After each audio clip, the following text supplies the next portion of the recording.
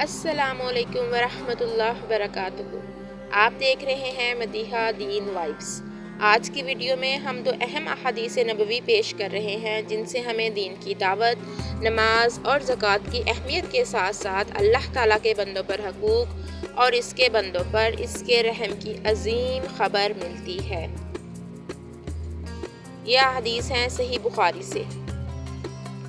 حضرت عبداللہ بن عباس رضی اللہ تعالیٰ عنہما بیان کرتے ہیں، جب رسول اللہ صلی اللہ علیہ وآلہ وسلم نے حضرت معاذ بن جبل رضی اللہ تعالیٰ عنہ کو یمن بھیجا تو فرمایا، تم اہل کتاب کی ایک قوم کے پاس جا رہے ہو، سب سے پہلے انہیں اس بات کی دعوت دینا کہ وہ اللہ وحدہ لا شریک پر ایمان لائیں اور میری رسالت کو تسلیم کریں۔ اگر وہ اس کو مان لیں تو پھر انہیں بتانا کہ اللہ تعالیٰ نے دن اور رات میں ان پر 5 نمازیں فرض کی ہیں۔ اگر وہ نماز قائم کرنے لگیں تو انہیں بتانا کہ اللہ تعالیٰ نے ان کے مالوں میں زکوٰۃ فرض کی ہے، جو ان کے مالداروں سے لی جائے گی اور ان کے عزیزوں کو دی جائے گی۔ اور جب وہ زکوٰۃ بھی دینے لگیں تو ان سے لینا، لیکن بہترین مال لینے سے پرہیز کرنا۔ صحیح بخاری حدیث نمبر 7372۔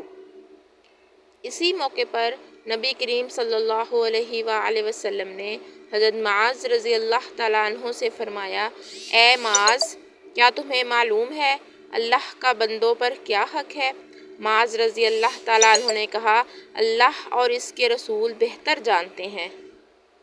آپ صلی اللہ علیہ وآلہ وسلم نے فرمایا، یہ کہ وہ صرف اللہ کی عبادت کریں اور کسی کو اس کا شریک نہ بنائیں۔ پھر آپ صلی اللہ علیہ وآلہ وسلم نے فرمایا، اور کیا تم جانتے ہو بندوں کا اللہ پر کیا حق ہے؟ معاذ رضی اللہ تعالیٰ عنہ نے عرض کیا، اللہ اور اس کے رسول بہتر جانتے ہیں۔ آپ صلی اللہ علیہ وآلہ وسلم نے فرمایا، یہ کہ اللہ انہیں عذاب نہ دے۔ صحیح بخاری حدیث نمبر 7373۔ یہ دو احادیث ہمیں دعوت، نماز، زکوٰۃ اور توحید کی بنیاد پر مبنی دین اسلام کا جامع پیغام دیتی ہیں۔ ہمیں چاہیے کہ ہم نہ صرف ان احکام کو خود اپنائیں بلکہ دوسروں تک بھی یہ پیغام پہنچائیں۔ اگر آپ کو یہ ویڈیو پسند آئے تو اسے ضرور شیئر کریں، ہمارے چینل کو سبسکرائب کریں تاکہ مزید احادیث اور دینی پیغامات آپ تک پہنچتے رہیں۔ جزاکم اللہ خیر۔